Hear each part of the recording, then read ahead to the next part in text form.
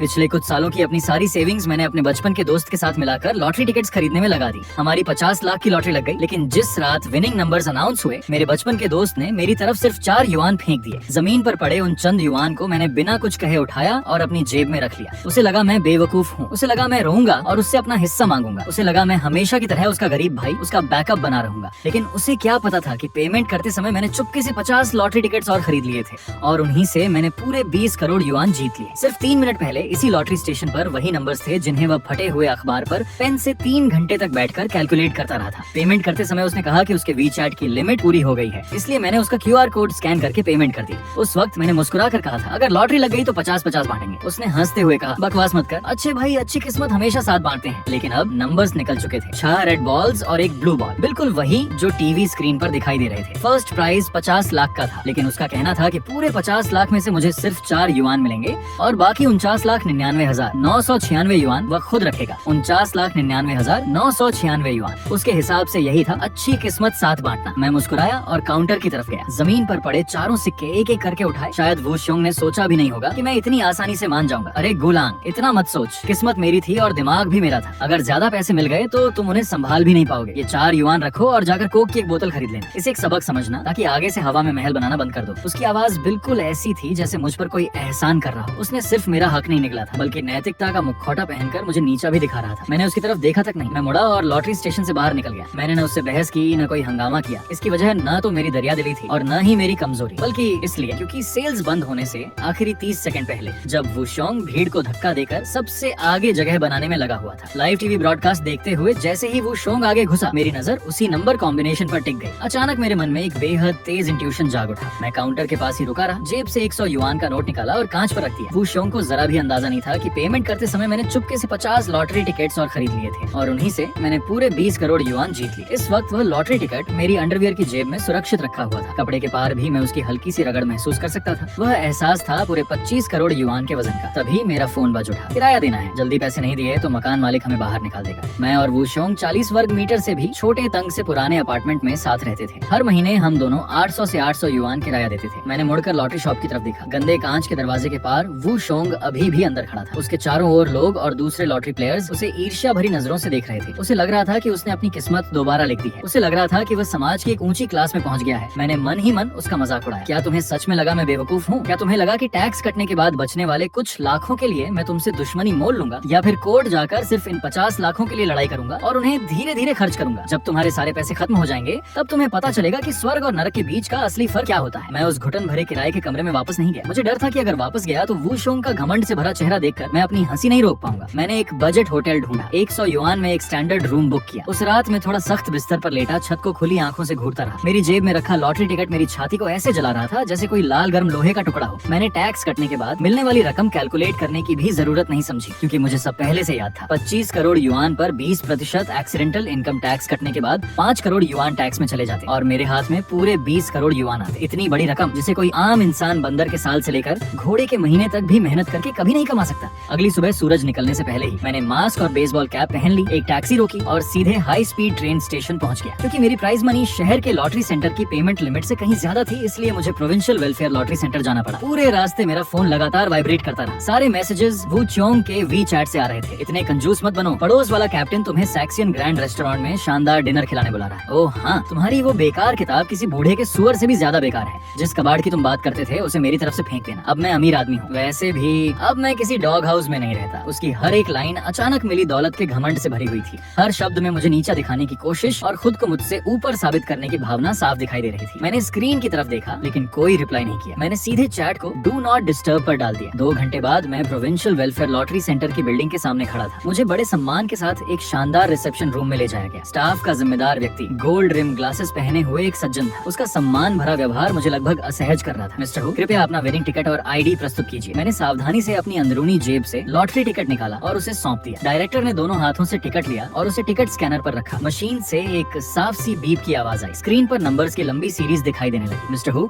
आपके पास first prize जीतने वाले कुल 50 टिकट्स हैं। कुल प्राइज मनी 20 करोड़ युआन है। कैश पे आउट भी पूरे 20 करोड़ युआन का होगा। क्या हम अब पेपर वर्क शुरू करें? मेरा शांत चेहरा देखकर डायरेक्टर और भी ज्यादा हैरान रह गया। उसने शायद अनगिनत ऐसे विनर्स देखे थे जो खुशी से रो पड़े हों या उत्साह में बेहोश हो गए हों, लेकिन उसने शायद पहली बार किसी ऐसे नौजवान को देखा था जो 20 करोड़ युआन जैसी दौलत जीतने के बाद भी बिल्कुल शांत बैठा था। बिल्कुल, कृपया थोड़ा इंतजार कीजिए, पूरी प्रोसेस में लगभग 2 से 3 घंटे लगेंगे। मैंने अपना फोन खोला। सोशल मीडिया फीड पहले ही वूचोंग की पोस्ट से भर चुकी थी। पहली पोस्ट एक बैंक ट्रांसफर रिसीप्ट की थी, जिसे अच्छी तरह पिक्सेलेट किया गया था। कैप्शन में लिखा था 30 साल नदी के इस पार, 30 साल नदी के उस पार, ऊपर वाला सब देखता है। 5वीं पोस्ट में उसने लिखा था आखिरकार मेरी किस्मत भी चमक गई। दूसरी पोस्ट में उसकी एक फोटो थी, जिसमें वह अपना रेजिग्नेशन लेटर अपने सुपरवाइजर की डेस्क पर पटक रहा था। कैप्शन में लिखा था भाड़ में जाए अटेंडेंस, भाड़ में जाए ओवरटाइम, आज से मुझे किसी के नीचे काम करने की जरूरत नहीं। तीसरी पोस्ट मेरी थी। उस फोटो में मैं अपने किराए के कमरे की बालकनी में बैठकर इंस्टेंट नूडल्स खा रहा था। मेरी पीठ काफी बेबस और दयनीय लग रही थी। कैप्शन में लिखा था कुछ लोग पैदा ही गरीब होते हैं, 4 युआन के लिए भी मोल भाव करते हैं। ऐसे लोग पूरी जिंदगी इंस्टेंट नूडल्स ही खाने के लायक होते हैं। इस वी चैट मोमेंट्स पोस्ट में उसने जानबूझकर किसी को भी ब्लॉक नहीं किया था। उसकी इस पब्लिक पोस्ट को देखकर, जिसे उसने अपनी शान दिखाने और मुझे नीचा दिखाने के लिए सबके सामने डाला था, मैं अपनी हंसी नहीं रोक पाया। मिस्टर हु, आप हंस क्यों रहे? कुछ नहीं, बस एक जोकर को नाचते हुए देख लिया। मैंने पेन उठाया और मोटे ट्रांसफर एग्रीमेंट पर अपना नाम एक एक स्ट्रोक करके लिख दिया। 10 मिनट बाद मेरा फोन वाइब्रेट हुआ। मैंने अपने बैंक बैलेंस में दिखाई दे रही लंबी नंबर सीरीज पर नजर डाली, फिर बिना कोई रिएक्शन दिए फोन वापस जेब में रख लिया। बाहर की धूप बेहद चमकदार थी। मेरी नई जिंदगी शुरू हो चुकी थी। लॉटरी सेंटर से निकलने के बाद मैं उस जर्जर शहर में वापस नहीं गया। सीधे प्रोविंशियल कैपिटल के सबसे व्यस्त सी बीडी सेंटर में स्थित इंटरकॉन्टिनेंटल होटल के प्रेसिडेंशियल सूट को लॉन्ग टर्म लीज पर ले लिया। रूम रेंट था 8,800 युआन प्रतिदिन। कार्ड स्वाइप करते समय मेरे हाथ जरा भी नहीं कांपे। मैंने आराम से हॉट शॉवर लिया और एक हाई एंड कस्टम सूट पहन लिया। नीचे लग्जरी स्टोर से कुछ सामान भी यूं ही खरीद लिया। फिर विशाल फ्लोर टू सीलिंग विंडो के सामने खड़ा होकर नीचे फैले पूरे शहर को देखने लगा। मेरे दिल की गहराइयों से एक एहसास उठ रहा था, सब कुछ अपने कंट्रोल में होने का एहसास। यही होती है कैपिटल की असली ताकत। अगले पूरे हफ्ते मैंने वूशोंग से बदला लेने की कोई जल्दी नहीं दिखाई, क्योंकि मैं अच्छी तरह जानता था कि ऐसे कम सोच वाले नोवो रिच लोगों से कैसे निपटना चाहिए। सबसे अच्छा तरीका यही था कि पहले उसे पूरी तरह फूलने दो, इतना कि उसका घमंड अपनी सीमा पर पहुंच जाए, फिर एक ही लात में उसे सीधे खाई में धकेल दो। मैंने हेड हंटिंग वेबसाइट्स पर हाई पेइंग जॉब्स की वैकेंसी डालनी शुरू कर दी। मेरा प्रेसिडेंशियल सूट कुछ दिनों के लिए टेम्परेरी इंटरव्यू रूम बन गया। मैं एक टॉप टियर बिजनेस टीम तैयार करना चाहता था, ताकि भविष्य में अपने कैपिटल का इस्तेमाल करके अपना बदला पूरा कर सकूं। और इसी एक हफ्ते के दौरान वूशोंग की पागलपन भरी हरकतें एक पल के लिए भी नहीं रुकी। ऐसा लग रहा था जैसे वह अपनी पूरी जिंदगी की गरीबी और सारी तकलीफें इन कुछ दिनों में ही निकाल देना चाहता हो। हर दिन मेरे फोन पर उसके डींग मारने वाले मैसेजेस आते रहते। मंगलवार को उसने स्टीयरिंग व्हील की फोटो भेजी, गोल्डन क्रेस्ट लोगो, पोर्शे पनामेरा। देख रहे हो हुलांग, ऑन रोड प्राइस पूरे 18 लाख युआन, असली लेदर सीट्स की खुशबू है ये। शायद अपनी पूरी जिंदगी में तुम कभी इसे सूंघ भी नहीं पाओगे। अगर पहले पता होता कि तुम इतने दयनीय हो तो उस दिन तुम्हें कुछ 100 युआन और दे देता। गुरुवार को उसने अपनी कलाई की क्लोजअप फोटो भेजी। उसकी कलाई पर ग्रीन वाटर घोस्ट रोलेक्स चमक रही थी। उसके बगल में लाल नेल पॉलिश लगी एक लड़की का हाथ भी था। Green water ghost 1,80,000 yuan. ये लड़की भी छोटी मोटी इंटरनेट सेलिब्रिटी है। पहले तो मेरी तरफ देखती तक नहीं थी, अब हर दिन मुझसे चिपकी रहती है और मुझे ब्रदर जोंग कहकर बुलाती है। हाँ, पैसा सच में कमाल की चीज है। अफसोस, ऐसी दौलत और किस्मत किसी के जोर लगाने से नहीं मिलती। उसके ये सारे मैसेजेस सस्ती सोच और नए नए अमीर बने इंसान वाले घमंड से भरे हुए थे। उन्हें पढ़कर मुझे तो बोरियत होने लगी। टैक्स कटने के बाद उसके पास करीब 40 लाख युआन बचे थे। 18 लाख की कार, 1,80,000 की वॉच और ऊपर से बाकी बेहिसाब खर्च। सिर्फ कुछ ही दिनों में उसकी असली पूंजी आधी रह गई थी। उसे लग रहा था कि वह सोशल क्लास बदल चुका है और अब दूसरों से ऊपर उठ चुका है, लेकिन असली अमीर लोगों की नजर में वह सिर्फ एक ऐसा नोवो रीच था जिसकी कोई फाउंडेशन ही नहीं थी। ऐसा नया अमीर जो सिर्फ ऐसे उड़ाना जानता हो, उससे बेहतर कैपिटल लीक कोई नहीं होता। मिस्टर हु, कृपया इस बिजनेस एक्विजिशन प्लान पर नजर डालिए, सिचुएशन एक्सप्लेन कीजिए। आपके निर्देश के अनुसार हमने शहर के पूर्वी हिस्से में स्थित सिनहुई कमर्शियल स्ट्रीट की पूरी एसेट एक्विजिशन की तैयारी कर ली है। डेवलपर की कैपिटल चेन टूट चुकी है और वह बेचने के लिए बेहद बेचैन है। अगर पूरी प्रॉपर्टी एक साथ खरीदते हैं तो पैकेज प्राइस लगभग 8 करोड़ युआन पड़ेगी। मैंने प्लान खोला। मेरी नजर उन शॉप्स की कुछ फोटोज पर टिक गई। यह इस प्रेफेक्चर लेवल सिटी की सबसे व्यस्त और सबसे प्राइम लोकेशन है। ठीक है, उनसे बार्गेन करने की जरूरत नहीं। डेवलपर से कहो मैं पूरे 9 करोड़ युआन दूंगा, लेकिन शर्त यही है कि 3 दिनों के अंदर सारे ट्रांसफर प्रोसीजर्स पूरे हो जाने चाहिए। समझ गया मिस्टर हु, मैं अभी इस पर काम शुरू करता हूँ और वह शॉप मेरे लिए रिजर्व रखना। मेरी परमिशन के बिना उसे किसी को रेंट पर मत देना। जी मिस्टर हु। चेन जिंगहांग बाहर चला गया। विशाल प्रेसिडेंशियल स्वीट में फिर से सिर्फ मैं अकेला रह गया। तभी मेरे फोन की स्क्रीन फिर से जगमगा उठी। इस बार भी वी चैट पर वूशोंग का मैसेज था। इस बार उसने पूरे गांव और अपने सभी दोस्तों के ग्रुप में इनविटेशन भेजा था। इस शनिवार रात 8 बजे मेरी नई कार की खुशी में पार्टी रखी है, आप सब जरूर आइए। आज रात का पूरा खर्च मेरी तरफ से होगा। इसके तुरंत बाद उसने मुझे प्राइवेट मैसेज भेजा, हुलांग ग्रुप में सबको इनवाइट कर दिया है, तुम भी आकर मेरी खुशी में शामिल हो जाओ। चिंता मत करो, मैं तुमसे पैसे नहीं मांगूंगा। तुम्हें हमेशा इंस्टेंट नूडल्स खाते देखकर बुरा लगता है, शर्म मत करना, इसे दुनिया देखने का एक मौका समझ लेना। उसके हर शब्द में मेरे सामने अपनी दौलत का दिखावा करने की बेचैनी साफ झलक रही थी। उसे किसी ऐसे इंसान की जरूरत थी जिससे अपनी तुलना करके वह खुद को बड़ा साबित कर सके। अगर मैं उसका पुराना रूममेट और हमेशा उसके पीछे घूमने वाला साथी वहाँ नहीं होता तो वह अपनी महानता किसके सामने दिखाता? नहीं, अगर उसका वही पुराना रूममेट जो हमेशा उसके सामने झुका रहता था मौजूद ही नहीं होगा तो उसकी शान कैसे दिखाई देगी? मैंने फोन की तरफ देखा। मेरे होंठों पर एक ठंडी मुस्कान उभर आई। जब तुम्हें इतना ही शो करना है तो मैं भी आकर तुम्हारी परफॉर्मेंस का मजा ले लेता हूँ और तुम्हें दिखाता हूँ कि असली पब्लिक एक्सपोजर किसे कहते हैं। शनिवार रात ठीक 8 बजे मैं एम्परर हॉल के प्राइवेट रूम का भारी दरवाजा खोलकर अंदर दाखिल हुआ। विशाल क्रिस्टल शैंडलियर के नीचे 20 लोगों के बैठने वाला बड़ा गोल डाइनिंग टेबल सजा हुआ था। वहाँ हमारे गांव के वही लोग बैठे थे जो आमतौर पर फैक्ट्री या कंस्ट्रक्शन साइट पर काम करते थे। मेन टेबल के बिल्कुल बीचों बीच वू चोंग बैठा था, जैसे पूरी महफिल का केंद्र वही हो। उसके साथ कसकर चिपकी बैठी थी सोशल मीडिया वाली वही गोल्ड डिगर लड़की लियो रोयान। अरे वाह, जिसकी बात करो वही हाजिर। देखो तो सही, हमारे महान हुलंग भी आ गए। सब लोग देखो, यही वो महान भाई हैं जो 4 युआन लगाकर मुझसे 25 लाख युआन लेने का सपना देख रहे थे। हुलंग, आज ये सूट कहाँ से रेंट पर लिया? तुम पर अच्छा लग रहा है। 200 युआन प्रतिदिन वाला होगा, है ना? इतना सुनते ही पूरा प्राइवेट रूम ठहाकों से गूंज उठा। वहाँ बैठे ज्यादातर गाँव वाले पहले खुद भी गरीब थे, लेकिन अब वू शोंग के नए अमीर वाले ठाठ देखकर बिना सोचे समझे सब उसी का पक्ष लेने लगे। जो तुमने किया वो सच में गलत था। नंबर्स तो ब्रदर जोंग ने कैलकुलेट किए थे, फिर तुम्हारा पैसे पर कोई हक कैसे बनता है? आज ब्रदर जोंग हम सबको ट्रीट दे रहे हैं। सिर्फ इस डिनर का बिल ही 10,000 युआन से ज्यादा है। जल्दी ब्रदर शोंग को ड्रिंक डालो और उनसे माफी मांगो। मैं आज ड्रिंक नहीं करूंगा, मैं यहाँ सिर्फ खाना खाने आया हूँ। मेरी बात सुनते ही वू शोंग का चेहरा बदल गया। मेरी शांत लेकिन दृढ़ आवाज उसे बिल्कुल पसंद नहीं आई। अच्छा, इतना एटीट्यूड है? सबसे महंगे डिशेज लेकर आओ। Australian lobster, king crab, shark fin, abalone, सब कुछ लेकर आओ। आज हमारे इस गरीब भाई को भी असली दुनिया दिखा देते हैं। कुछ ही देर में एक के बाद एक सारे डिशेस टेबल पर सजने लगे। डिनर टेबल पर वू शोंग पूरे जोश में अपनी गोल्ड प्लेटेड पोर्शे की शेखी बघार रहा था और बता रहा था कि पिछली रात उसने नाइट क्लब में एक ही रात में 30,000 युआन उड़ा दिए। गांव के लोग उसकी बातें सुनकर ईर्ष्या से भर गए। एक एक करके सभी ने अपने ग्लास उठाए और उसे टोस्ट करने लगे। हर कोई बेहद अपनापन दिखाते हुए उसे ब्रोदर शोंग कहकर बुला रहा था। कुछ राउंड ड्रिंक्स के बाद वू शोंग का घमंड अपनी चरम सीमा पर पहुंच गया। उसने लियो रोयान की कमर में हाथ डाला और झूमता हुआ मेरे पास आ गया। कैसा लग रहा है? ये प्रीमियम एबलोन। जब तुम इंस्टेंट नूडल्स खाते थे तब तो इसका सपना भी नहीं देखा होगा, है ना? मैंने शांति से जवाब दिया, ठीक ही है, लेकिन पिछले कुछ दिनों से मैं इंटरकॉन्टिनेंटल होटल के प्रेसिडेंशियल स्वीट में टॉप टियर स्पेशल डिशेस खा रहा हूँ। उनके मुकाबले इसकी कुकिंग थोड़ी कमजोर है। ये डिश तो रबर चबाने जैसी लग रही है। ड्रामा करना बंद करो हुलंग। आज सबके सामने कह रहा हूँ, इस वक्त मुझे सबसे कम जिस चीज की कमी है वो है पैसा। पूरी जिंदगी में तुम मेरी कार का एक टायर भी नहीं खरीद पाओगे। चलो, एक ही गाँव के हो, इसलिए तुम्हें एक अच्छा मौका देता हूँ। ये पैसे रखो, कल से अपनी बेकार जॉब छोड़ देना और मेरा फुल टाइम ड्राइवर बन जाना। पहले तो तुम शिकायत करते थे कि मेरे पैरों से बदबू आती है और मेरे सॉक्स भी नहीं धोते थे। अब सिर्फ कार नहीं चलाओगे, हर दिन मेरे लेदर शूज भी चमकाओगे। ये 20,000 युआन इस महीने की तुम्हारी सैलरी है। क्या कहते हो? हाँ। ब्रदर श्योंग, आप तो इस पर बहुत मेहरबान है। इतने निकम्मे ड्राइवर को भी 20,000 युआन की सैलरी? हमारे गाँव के बाकी लोग मुझे बेहद अजीब नजरों से देखने लगे। कुछ लोग 20,000 युआन की सैलरी से जल रहे थे, कुछ लोग बस मेरा तमाशा देखने का इंतजार कर रहे थे। उनकी नजर में 20,000 युआन इतनी बड़ी रकम थी कि कोई भी गरीब इंसान अपनी पूरी इज्जत बेच दे।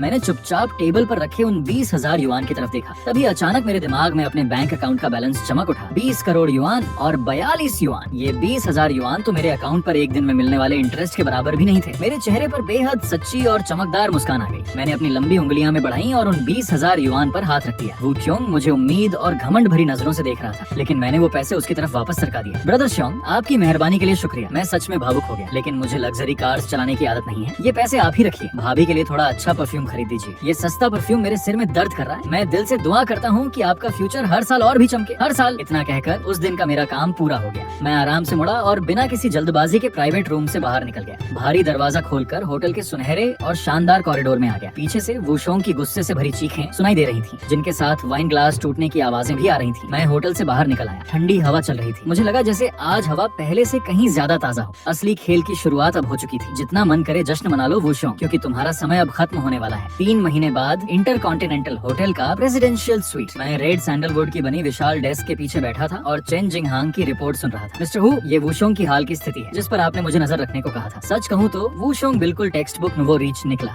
उसने खुद अपने हाथों अपनी बर्बादी लिखी है। 3 महीने पहले टैक्स कटने के बाद उसे 40 लाख युआन मिले। उसने फुल पेमेंट करके कार खरीद ली। 1,80,000 की वॉच खरीदी। लग्जरी गुड्स पर करीब 4 लाख युआन और उड़ा दिए। उसके बाद भी वह हर एंटरटेनमेंट वेन्यू में खुद को बड़ा आदमी दिखाता फिर रहा है। रोजाना उसके खर्चे 10,000 युआन है। इतना ही नहीं, वू शोंग अपने गाँव वालों के सामने भी बड़ी शान दिखाता है। हर किसी को पैसे उधार देता फिर रहा है, लेकिन जिन तथा कथित भाइयों को उसने पैसे दिए उनका लौटाने का कोई इरादा ही नहीं है। बैंक के इंटरनल स्टाफ से मिली इन्फॉर्मेशन के अनुसार इस वक्त उसके अकाउंट में 15 लाख युआन से भी कम बचे। मैंने हल्की मुस्कान के साथ पूछा, लग्जरी की आदत पड़ जाए तो फिर साधारण जिंदगी जीना मुश्किल होता है। अब क्या वो घबराने लगा है? जी बहुत ज्यादा। अभी भी स्पोर्ट्स कार चलाता है, साथ में जवान लड़कियां रहती हैं। उसके हर महीने के फिक्स्ड एक्सपेंसेस ही 1 लाख युआन से ऊपर है। इसी रफ्तार से चलता रहा तो अगले स्प्रिंग तक भी नहीं टिक पाएगा। इसलिए इन दिनों वह बिजनेस शुरू करने के लिए बेताब है। वह चाहता है कि पैसा और पैसा बनाए ताकि बड़े बॉस वाली अपनी इमेज बनाए रख सके। क्या बिजनेस करना चाहता है? रेस्टोरेंट खोलना चाहता है। उसकी नजर छेंगडोंग, सिनहुई, स्मिसन लेकिन कमर्शियल स्ट्रीट में मौजूद 3 मंजिला कनेक्टेड कमर्शियल स्पेस पर है। उसे लगता है कि हाई एंड डाइनिंग इंडस्ट्री में बहुत प्रॉफिट है। वह वहाँ एक बेहद luxury top tier sea food restaurant खोलने की तैयारी कर रहा है। प्राइवेट रेस्टोरेंट चेन जिंगहंग हल्का मुस्कुराया। संयोग से वही शॉप है जिसे आपने 3 महीने पहले किसी भी कीमत पर खाली करवाने का आदेश दिया था। मैंने पूछा, क्या उसने कॉन्ट्रैक्ट साइन कर दिया? अभी नहीं, हमारी कंपनी द्वारा पूरी कमर्शियल स्ट्रीट की एक्विजिशन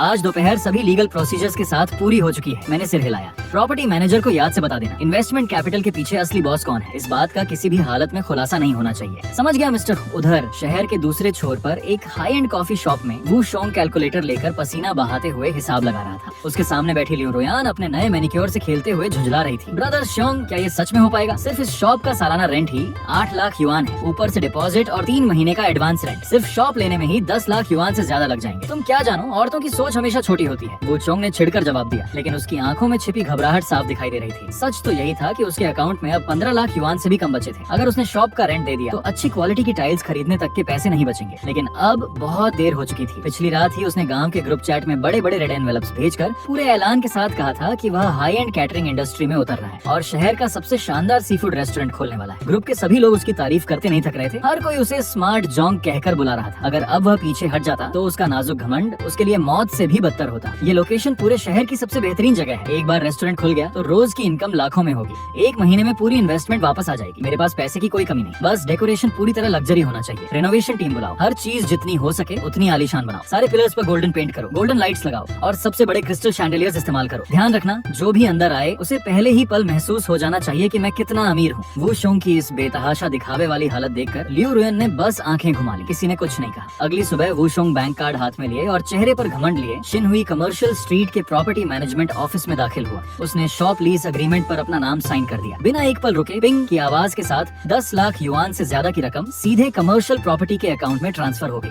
कार्ड में बचे सिर्फ 3 लाख युआन का बैलेंस देखकर उसके मन में हल्की सी बेचैनी हुई। लेकिन जब वह प्रॉपर्टी ऑफिस से बाहर निकला और उस विशाल शॉप को देखा जो अब उसका हो चुका था, ग्लास डोर में पोर्श चलाते हुए अपना रिफ्लेक्शन देखकर उसे लगा कि यह सब पूरी तरह वाजिब था। लेकिन उसे क्या पता था, उसके सिर के ऊपर लगे सर्वेलेंस कैमरा के पीछे मैं प्रेसिडेंशियल स्वीट में बैठा रेड वाइन पीते हुए उसकी खुद अपनी कब्र खोदने की पूरी प्रक्रिया देख रहा था। वो शोंग अपनी इमेज को लेकर बेहद जुनूनी था और उसकी पसंद बेहद घटिया थी। उसका private sea food restaurant जुनशंग sea food pavilion जोर शोर से रेनोवेशन के दौर से गुजर रहा था, जिसे वह रॉयल लग्जरी कहता था। उसे हासिल करने के लिए उसने सिर्फ लॉर्ड बेयरिंग वॉल्स के बाहर लगे सभी पिलर्स को सस्ते गोल्डन रिफ्लेक्टिव पैनल से नहीं ढका, बल्कि ऑनलाइन से दर्जनों बड़े बड़े सस्ते क्रिस्टल लाइट्स भी मंगवा ली। Plastic chandeliers. उसने पूरे फर्स्ट फ्लोर लॉबी को 80 के दशक के किसी नए अमीर के बाथ हाउस जैसा बना दिया। लेकिन बिना किसी मजबूत फाउंडेशन के इस तरह बेतहाशा पैसा उड़ाने का नतीजा बहुत जल्दी सामने आ गया। आखिरी 3 लाख युआन की पेमेंट महंगे बिल्डिंग मटेरियल्स, लेबर कॉस्ट और तरह तरह के खर्चों के सामने पलक झपकते ही खत्म हो गई। रेनोवेशन टीम को प्रोग्रेस पेमेंट नहीं मिली तो उन्होंने तुरंत काम बंद कर दिया और मेन डोर पर ताला लगा दिया। वो शोंग पूरी तरह घबरा गया। ग्रैंड ओपनिंग में सिर्फ आधा महीना बचा था। उसके पास शेफ्स रखने, टेबल्स चेयर्स खरीदने,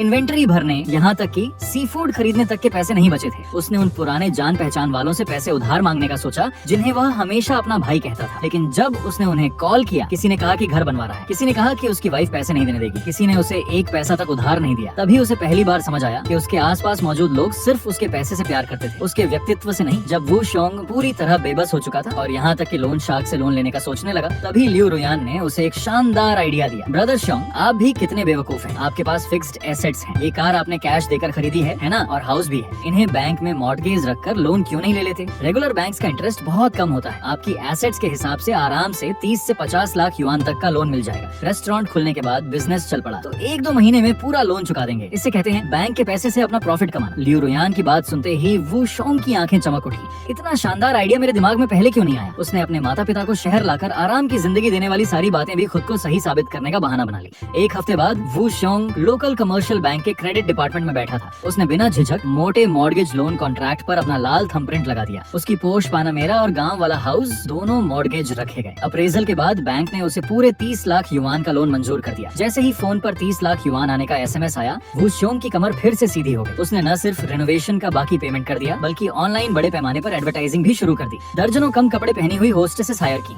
और दावा किया कि वह पूरे शहर का सबसे प्रीमियम सी फूड फीस्ट पेश करेगा। इतना ही नहीं, उसने बड़े घमंड से मुझे भी मैसेज भेजा। उलांग, कल दोपहर 12 बजे चेंगडोंग न्यू कन्वेंशन कमर्शियल स्ट्रीट मेरे VIP सी फूड पवेलियन की ग्रैंड ओपनिंग है। ये मत कहना कि मैंने तुम्हारा ख्याल नहीं रखा। आकर देख जाना, तुम्हारे लिए शार्क फिन सूप का एक बाउल फ्री रहेगा। उससे कुल्ला कर लेना। उसका मैसेज पढ़ते समय मैं रोल्स रॉयस की पिछली सीट पर बैठा बैठा बाओफू रियल एस्टेट हेडक्वार्टर्स जा रहा था। कार आराम से बाओफू टावर के एंट्रेंस पर आकर रुक गई। चेन जिंगहांग और दर्जन भर सीनियर एग्जीक्यूटिव्स पहले से ही रेड कारपेट के दोनों ओर सम्मान के साथ मेरा इंतजार कर रहे थे। मिस्टर हूँ, न्यू कन्वेंशन कमर्शियल स्ट्रीट की सारी ओनरशिप ट्रांसफर प्रोसीजर्स पूरी तरह कंप्लीट हो चुकी हैं। इस पल से उस स्ट्रीट का हर पेड़ पौधा, हर ईंट, हर टाइल कानूनी रूप से आपकी पर्सनल प्रॉपर्टी है। बाओफू कमर्शियल रियल एस्टेट। मैंने पूछा, जो कमर्शियल स्पेस हमने वुचोंग के ठीक सामने तैयार करवाया था उसका क्या हाल है? सब कुछ तैयार है मिस्टर हूँ। वह top tier double story store front है। उसका एरिया वुचोंग की शॉप से 3 गुना बड़ा है। इंटीरियर डेकोरेशन इंटरनेशनल से टॉप डिजाइन टीम ने पूरी रात काम करके तैयार किया है। लो की लग्जरी, हर मटेरियल सिर्फ हाईएस्ट क्वालिटी का इस्तेमाल हुआ है। मिशेलिन 3 स्टार शेफ अपनी पूरी टीम के साथ पहले ही पहुंच चुके हैं। Australian wild giant lobsters, Russian king crabs, Japanese emperor wagyu, सब कुछ तैयार है। मैंने हल्की मुस्कान के साथ कहा, कल दोपहर ठीक 12 बजे जिस समय वुचोंग ओपनिंग करेगा उसी समय हमारा सडन वेल्थ फीस्ट भी शुरू होगा। हमें किसी घटिया इन्फ्लुएंसर मार्केटिंग की जरूरत नहीं, सीधे पूरे हाई एंड सर्कल में न्यूज रिलीज करो।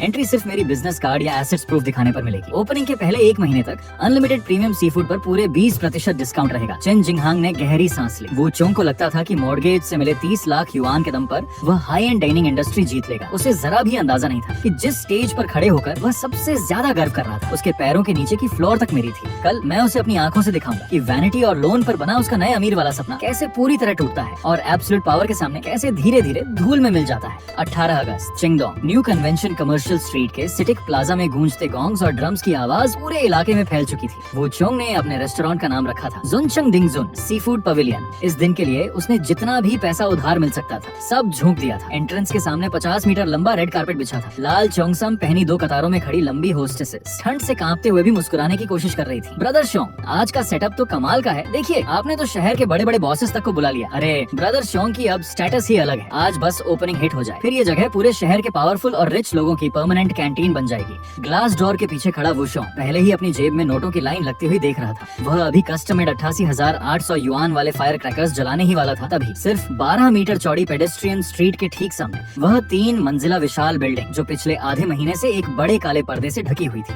अचानक हलचल से भर उठी। वहाँ न तेज गॉन्ग्स थे, न भड़कीला रेड कारपेट, सिर्फ कुछ गंभीर और गरिमामय सेलिब्रेशन कैनन सल्यूट्स की आवाज गूंजी। अगले ही पल वह विशाल काला पर्दा रेशम की तरह धीरे धीरे नीचे गिर गया। वुचोंग के चेहरे की मुस्कान वहीं जम गई। उसके दिल में अचानक एक बेहद अशुभ एहसास उठने लगा। सामने इतनी बड़ी शॉप आखिर कब बन गई? तभी कमर्शियल स्ट्रीट के एंट्रेंस पर लग्जरी कार्स का एक लंबा मोटरकेड आकर रुका। वहाँ खड़ी एक भी कार की कीमत 30 लाख युआन से कम नहीं थी। वे सब चुपचाप बाओफू सायन के सामने आकर रुक गए। सूट पहने हुए असली बड़े बिजनेसमैन जिन्हें आम तौर पर सिर्फ लोकल फाइनेंशियल न्यूज में देखा जाता था, व्हाइट ग्लव्स पहने विलेट्स के स्वागत के साथ मुस्कुराते हुए उस शानदार लेकिन सादगी भरे एंट्रेंस के अंदर चले गए। वुचोंग की आंखें फटी की फटी रह गईं। ऐसा लग रहा था जैसे उसकी आंखें बाहर निकल आएंगी। अंदर जाने वालों में लोकल चेंबर ऑफ कॉमर्स के कई बड़े लीडर्स भी थे जिनसे मिलने के लिए उसने पहले लाखों खर्च कर दिए थे, फिर भी एक अपॉइंटमेंट तक नहीं मिल पाई थी। लेकिन उसके बाद जो हुआ उसने वुचोंग की आखिरी मानसिक ताकत भी तोड़ दी। सामने लगे विशाल एलईडी स्क्रीन पर धीरे धीरे एक लाइन चमक उठी, बाओफू सायन आज ट्रायल ऑपरेशन, कोई प्राइवेट रूम फी नहीं, कोई सर्विस चार्ज नहीं, ऑस्ट्रेलिया से सीधे आया fresh live seafood, Russian king crab, Japanese Kobe beef, ग्राहकों के लिए विशेष धन्यवाद ऑफर, कोई मिनिमम स्पेंडिंग रिक्वायरमेंट नहीं, सभी प्रीमियम सी फूड पर पूरे 20% डिस्काउंट। ये 20% शब्द ऐसे थे जैसे किसी ने 2 भारी हथौड़े उठाकर वुचोंग के सिर के पीछे पूरी ताकत से मार दिए हों। सी फूड केटरिंग की कॉस्ट पहले ही बेहद ज्यादा होती है, खासकर एयर फ्रेट से मंगाया गया top tier live sea food. Cost price पर भी कोई रेस्टोरेंट सिर्फ 20% प्राइस में इसे बेच ही नहीं सकता। सामने वाला रेस्टोरेंट बिजनेस नहीं कर रहा था, वो सीधे सीधे पैसे जला रहा था, करोड़ों युआन नकद उठाकर आग में झोंक रहा था और उसी आग में पूरी मार्केट को भी झोंक रहा था। जो कस्टमर्स पहले वुचोंग के प्रमोशनल डिस्काउंट से आकर्षित हुए थे, सामने लगे साइन बोर्ड और पागलों जैसी डिस्काउंट देखकर एक ही पल में लहर की तरह बाओफू सायन की तरफ दौड़ पड़े। सामने का रेस्टोरेंट लोगों से खचाखच भरा हुआ था। लग्जरी कार्स की लंबी कतार लगी थी। कैलकोट पहने वेटर्स एक पल की फुर्सत के बिना भाग दौड़ कर रहे थे। सी फूड पैवेलियन के बाहर सिर्फ लाल चोंगसम पहनी 2 कतार होस्टेसेस ठंडी हवा में असहज होकर खड़ी थी। पूरे दोपहर में वुचोंग के रेस्टोरेंट के अंदर एक मक्खी तक नहीं गई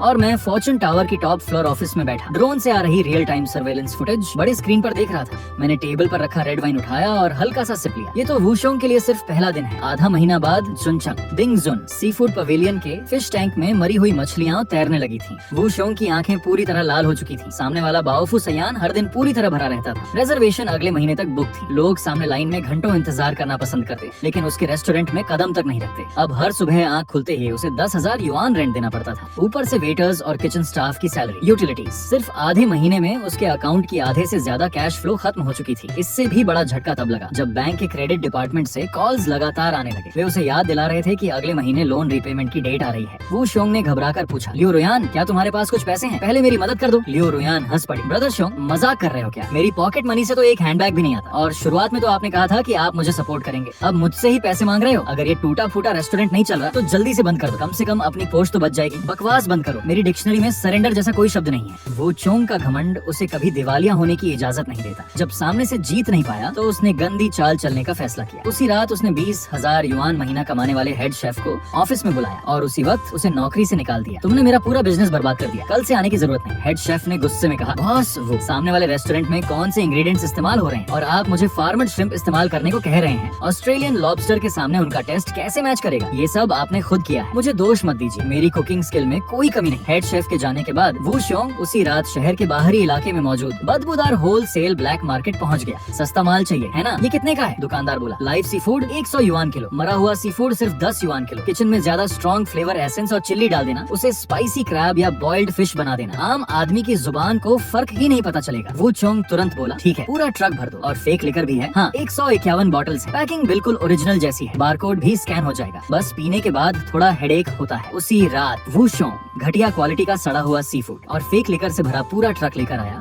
और रेस्टोरेंट के बैक डोर से चुपके से वेयर हाउस में उतरवा दिया। उसे लगा कि उसे आखिरकार डेडलॉक तोड़ने का तरीका मिल गया है। वह बेहद कम कॉस्ट पर बोन ब्रेकिंग प्राइस प्रमोशन चलाएगा, बस इंडिविजुअल कस्टमर्स आने लगे तो हर सेल में प्रॉफिट होगा। पहले बैंक का इंटरेस्ट चुका देंगे। लेकिन उसे क्या पता था, शिनहुई कमर्शियल स्ट्रीट के सारे सर्वेलेंस कैमरास, यहाँ तक कि उसके बैक डोर वाला HD कैमरा भी सीधे मेरी CEO ऑफिस से जुड़ा हुआ था। मैं लेदर चेयर पर बैठा मॉनिटर पर उसे चोरों की तरह सड़ी हुई मछलियाँ और झींगे किचन में ले जाते हुए देख रहा था। मुझे जरा भी गुस्सा नहीं आया, बल्कि मुझे उस पर दया भी आई और हंसी भी। सिर्फ 50 लाख युआन ने उसके दिमाग को इतना घुमा दिया कि अपनी लालच की खोदी हुई खाई भरने के लिए उसने इंसानियत की आखिरी सीमा भी छोड़ दी। मैंने डेस्क फोन उठाया, स्पीकर बटन दबाया और municipal administration for market regulation की रिपोर्टिंग हॉटलाइन पर कॉल मिला दिया। मैं एक जिम्मेदार नागरिक हूँ, मैं अपने रियल नेम से रिपोर्ट दर्ज कराना चाहता हूँ। चेंगडोंग शिनहुई commercial street number 16 शूनशेंग sea food pavilion. मुझे शक है कि यह रेस्टोरेंट बड़ी मात्रा में सड़ा गला डेड सी फूड खरीद कर बेच रहा है, साथ ही काउंटरफिट और घटिया हाई एंड लिकर भी बेच रहा है। मेरे पास पूरे एविडेंस हैं, प्रोक्योरमेंट फुटेज और ब्लैक मार्केट ट्रांजैक्शन रिकॉर्ड्स। मैं पहले ही आपके ब्यूरो की पब्लिक रिपोर्टिंग ईमेल पर भेज चुका हूँ। फोन रखने के बाद मैं फ्लोर टू सीलिंग विंडो के पास जाकर खड़ा हो गया। आसमान पूरी तरह बादलों से ढका हुआ था, ऐसा लग रहा था कि तेज बारिश आने वाली है। अगले दिन दोपहर वू शोंग ने जबरदस्ती मुस्कान चेहरे पर लाई। एंट्रेंस पर बैनर लगाया, पूरे स्टोर में स्पेशल ऑफर, आपके सपोर्ट के लिए सच्चा धन्यवाद। शायद सामने वाले रेस्टोरेंट की वजह से आज सच में कुछ कस्टमर्स उसके रेस्टोरेंट में आ गए। कई टेबल्स भर गईं। कुछ डिस्काउंट के लालच में आए कस्टमर्स दूसरी मंजिल के बूथ्स में बैठ गए। तभी फूलों वाली शर्ट पहने एक आदमी चिल्लाया, भाई ये वाइन अजीब लग रही है, गला क्यों जला रही है? और क्रैब मीट पूरी तरह गल चुका है, इसमें सड़े होने की स्मेल आ रही है। वू शोंग घबरा कर बोला, जेंटलमैन ये बिल्कुल ओरिजिनल वाइन है, अभी अभी स्टॉक आई है। सी फूड भी आज सुबह ही आया है, शायद किचन में आज चिली कुछ ज्यादा पड़ गई होगी। ऐसा करते हैं, आप सबको 20% डिस्काउंट दे देता हूँ। सामने वाला आदमी गुस्से से चिल्लाया, डिस्काउंट तेरे बाप का, फेक वाइन और सड़ा हुआ सी फूड खिला रहा है, अभी लॉबी में तमाशा करता हूँ। वो चोंग डर के मारे घुटनों पर गिरने ही वाला था कि तभी कई यूनिफॉर्म पहने लॉ एनफोर्समेंट ऑफिसर्स अंदर आ गए। हमें रियल नेम से पब्लिक रिपोर्ट मिली है, इस एस्टैब्लिशमेंट पर गंभीर इलीगल ऑपरेशंस का शक है। टीम 1 सीन सिक्योर करो, टीम 2 किचन जाकर इंग्रेडिएंट्स चेक करो, टीम 3 वेयर हाउस में परचेज ऑर्डर्स वेरीफाई करो। ये सुनते ही वो शोंग के पैरों से ताकत निकल गई। वह सीधे मार्बल फ्लोर पर गिर पड़ा। उसके दिमाग में सिर्फ एक ही बात घूम रही थी, सब खत्म हो गया। सिर्फ 10 मिनट के अंदर ऑफिसर्स ने वेयर हाउस से 20 boxes counterfeit high and liquor बरामद कर ली। किचन में रखा सड़ा हुआ डेड सी फूड भी सबके सामने पकड़ लिया गया। रेस्टोरेंट में बैठे कस्टमर्स तुरंत अपना पेट पकड़कर उल्टी जैसा महसूस करने लगे। ऑफिसर ने सख्त आवाज में कहा, अपराध की प्रकृति बेहद गंभीर है, समाज पर इसका प्रभाव अत्यंत नकारात्मक है। कानून के अनुसार इस एस्टैब्लिशमेंट को तुरंत सील किया जाता है, बिजनेस तत्काल सस्पेंड किया जाता है, 5 लाख युआन का फाइन लगाया जाता है और काउंटरफिट तथा घटिया प्रोडक्ट्स बेचने के गंभीर आरोपों के कारण लीगल रिप्रेजेंटेटिव हमारे साथ इन्वेस्टिगेशन के लिए चलेगा। 2 बड़े क्रॉस सील्स उस आलीशान सी फूड रेस्टोरेंट के ग्लास डोर पर चिपका दिए गए। लेकिन वू शोंग का असली नाइटमेयर तो अब शुरू हुआ था। जैसे ही उसे एनफोर्समेंट व्हीकल में बैठाया जाने वाला था, रोड के किनारे एक ब्लैक मर्सिडीज बेंज वैन आकर रुकी।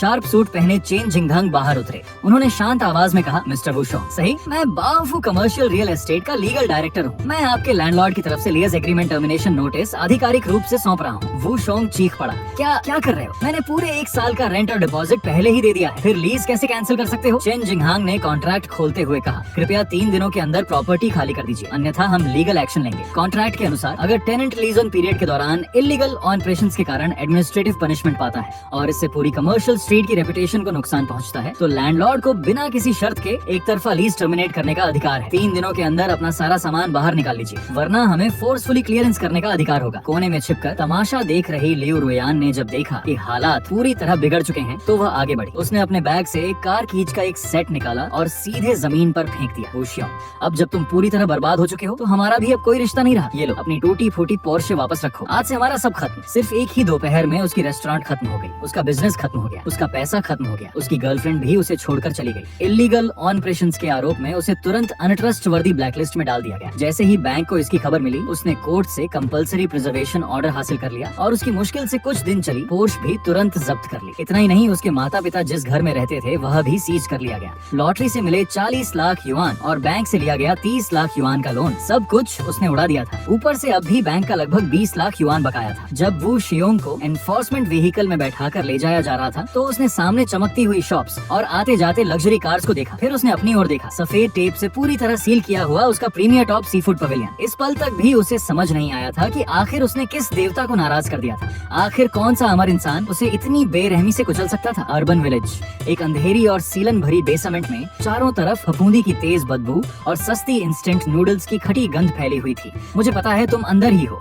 तुम्हारा 30 लाख युआन का लोन बहुत ज्यादा ओवरड्यू हो चुका है। घर और कार ऑक्शन होने के बाद भी, डेप्रिसिएशन और लेट फीस काटने के बाद तुम्हारे ऊपर अभी भी 18 लाख युआन बाकी है। जल्दी पैसे वापस करो। वू शियोंग ने पुरानी पीली पड़ चुकी रजाई से अपना सिर कसकर ढक लिया और उसका पूरा शरीर छलनी की तरह कांप रहा था। Supreme exclusive sea food pavilion seal होने के बाद उसकी पूरी दुनिया बिखर गई थी, क्योंकि उसका नाम डिसऑनेस्ट पर्सन्स ब्लैकलिस्ट में डाल दिया गया था। अब वह हाई स्पीड रेल तक में सफर नहीं कर सकता था और कोई फैक्ट्री भी उसे साधारण काम देने को तैयार नहीं थी। ऊपर से आउटसोर्स डेट कलेक्शन एजेंसीज हर समय उसकी निगरानी कर रही थी। अब तो कूड़ा बीनने बाहर जाते समय भी उसे हर पल डर लगा रहता था कि कहीं कोई पहचान न ले। बाहर दरवाजा पीटने की आवाज करीब आधे घंटे तक चलती रही। आखिरकार गालियों के साथ वह आवाज धीरे धीरे बंद हो गई। वू शियोंग ने राहत की लंबी सांस ली और कीचड़ की तरह बिस्तर पर ढह गया। उसे बहुत जोर की भूख लगी थी। 3 दिन पहले उसने अपनी आखिरी इंस्टेंट नूडल्स खाई थी। उसके बाद से लगातार 3 दिन तक सिर्फ नल का पानी पीकर जिंदा था। कांपते हाथों से उसने अपना स्पाइडर वेब जैसी टूटी स्क्रीन वाला फोन उठाया। वह ऑनलाइन कोई डे लेबर या ब्लैक मार्केट का काम ढूंढना चाहता था ताकि किसी तरह पेट भर सके। लेकिन ब्राउजर खोलते ही एक लोकल फाइनेंशियल न्यूज नोटिफिकेशन उसकी आंखों में चुभ गई। रिवेंज प्रॉपर्टीज ने फिर मचाया तहलका। रहस्यमय युवा चेयरमैन ने साउथर्न सिटी के नए लैंडमार्क को खरीदने के लिए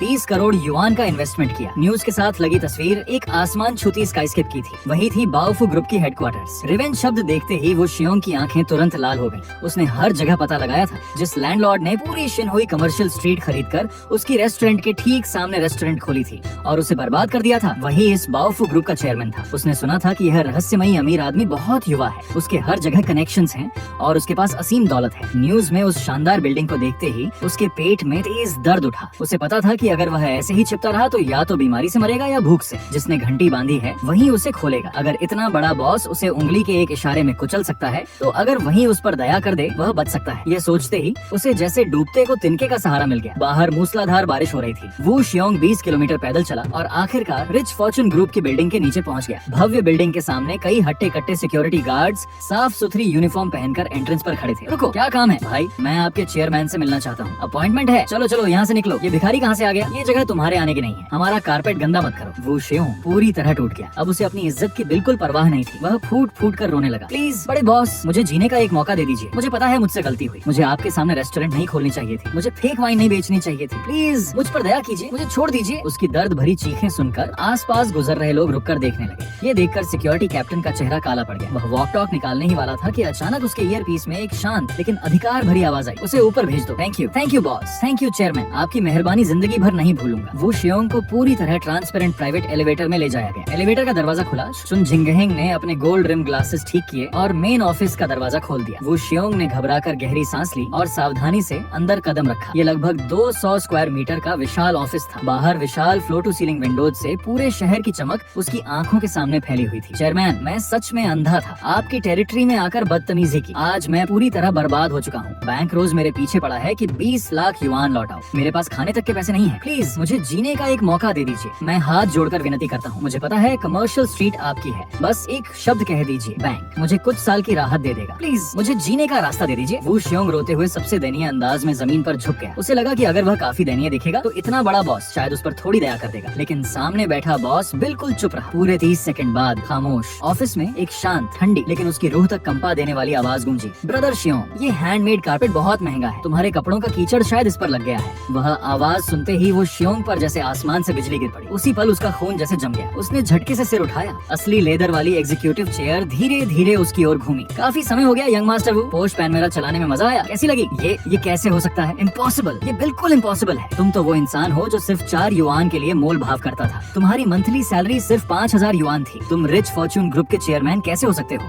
समझ गया, जरूर किसी अमीर औरत ने तुम्हें पाल रखा है। तुम सिर्फ एक फिगर हेड हो, एक पैरासाइट। तुम्हारी हिम्मत कैसे हुई मेरे सामने बैठकर मुझे जज करने की? ईर्ष्या और टूटा हुआ अहंकार उसकी पूरी समझ छीन चुका था। वह तो यह भी भूल गया कि वह यहाँ भीख मांगने आया है। वह उठकर मेरी तरफ झपट पड़ा, लेकिन मैं जरा भी नहीं हिला। मेरे पीछे खड़े दोनों सिक्योरिटी गार्ड्स तुरंत आगे बढ़े और उसे दबोच लिया। मैंने जानबूझकर ड्रॉर से एक डॉक्यूमेंट निकाला जो बहुत पहले से तैयार रखा गया था। यह प्रोविंशियल वेलफेयर लॉटरी सेंटर द्वारा जारी highest level VIP prize redemption receipt थी। उस पर चमकदार लाल ऑफिशियल सील लगी हुई थी। मैंने उस पेपर को पकड़कर धीरे से उसके सामने टेबल पर रख दिया, अपनी कुत्ते जैसी आंखें खोलकर। इस पर लिखा नाम और नंबर अच्छी तरह देखो, तुम्हें बताना भूल गया। लॉटरी ड्रॉ वाली रात जब तुम सामने टीवी पर लाइव ब्रॉडकास्ट देख रहे थे, मैंने तुम्हारे उन्हीं नंबरों से बिल्कुल वैसी ही 50 लॉटरी टिकट्स और खरीद ली थी। सिर्फ 50 लाख युआन के लिए तुम पागल कुत्ते की तरह मुझ पर टूट पड़े थे। और जिस वक्त तुम सिर्फ 4 युआन से मेरी बेइज्जती कर रहे थे, उसी वक्त मेरी जेब में 25 करोड़ युआन थे। ना नहीं, ये इम्पॉसिबल है, तुम मुझसे झूठ बोल रहे हो। उसी पल वो शियोंग को आखिर सब समझ आ गया। उसे समझ आया कि लॉटरी शॉप में मैंने कोई झगड़ा क्यों नहीं किया। उसे समझ आया कि बाओफू रियल एस्टेट ने ठीक उसकी कमर्शियल स्ट्रीट क्यों खरीदी। उसे समझ आया कि उस टॉप रेस्टोरेंट ने 20% डिस्काउंट देकर उसे क्यों पूरी तरह खत्म कर दिया। असल में जिस पल उसने 4 युआन का सिक्का मेरे पैरों में फेंक कर पूरे 50 लाख अकेले हड़पने की कोशिश की थी, उसी पल उसने अपने लिए हमेशा के लिए कब्र खुद खोद ली थी। अगर वह लालची न होता,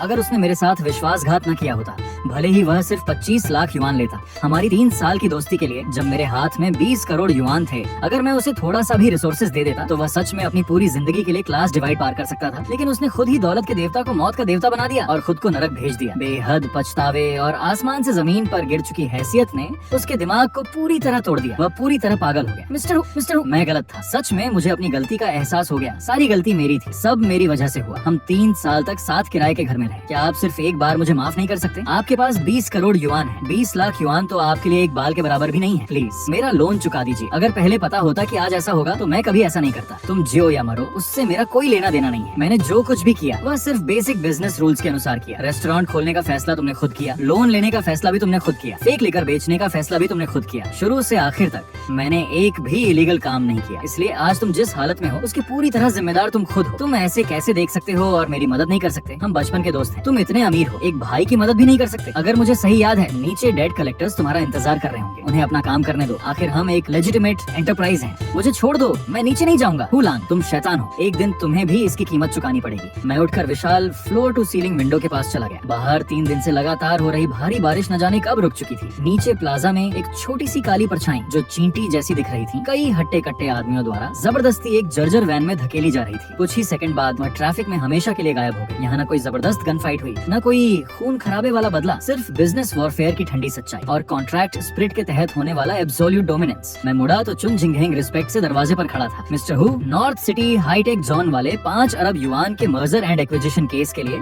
दूसरी पार्टी के चेयरमैन पहले से ही कॉन्फ्रेंस रूम में आपका इंतजार कर रहे हैं। समझ गया। मैंने अपने सूट के कफ्स ठीक किए। इस दुनिया में असली रूल्स यही हैं, पावर और मनी की कोई लिमिट नहीं होती।